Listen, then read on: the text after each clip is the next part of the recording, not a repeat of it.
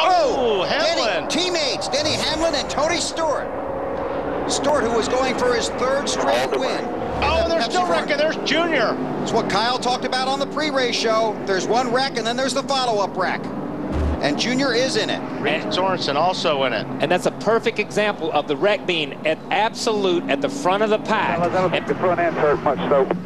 And people behind them trying to avoid them running over each other. Well, as you can see, Stewart had no place to go. He had no time to even react. Denny Hamlin, last week's winner. Steering wheel off.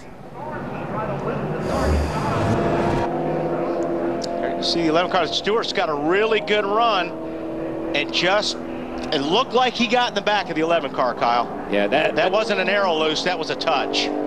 As a car owner, that is a nightmare come to life. Nightmare, exactly. And see these guys back here, like I was talking about, everybody's checking up and they got no place to go. On board with Tony Stewart.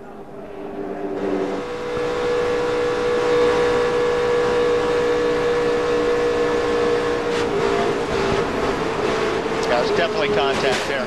They just, he had a good run. That's when you're making time up on a guy like that. Sometimes when you're coming up on him, especially in the corner, you'll get that guy loose. And Hamlin may have had to lift just a little bit because Tony Stewart got him loose to begin with. But still, in the end result, he hit him. And you don't expect somebody to lift that late up off a corner either. Now, I'm going to give Tony the benefit of the doubt on that one. Once you get out that far, you figure you got 15, 20 feet to catch it if it jumps out from under you. It's not going to go all the way to the top of the racetrack. Look how many cars are on pit road over here to the right. Look how many cars just came down pit road, locked it down, and came down pit road. You can come down pit road. You must make an attempt to reduce your speed. You can also go below that yellow line, which is out of bounds normally, but you can go below it to avoid the wreck. Matt Kenseth through the grass, Greg Biffle through the grass. Larry? Guys, let's go back to the Daytona 500 in February. Obviously much later in the race than this, but it was almost reversed. Tony Stewart was leading late in the race, right there in turn 3 and 4, got a little loose. Kurt Busch gets into him.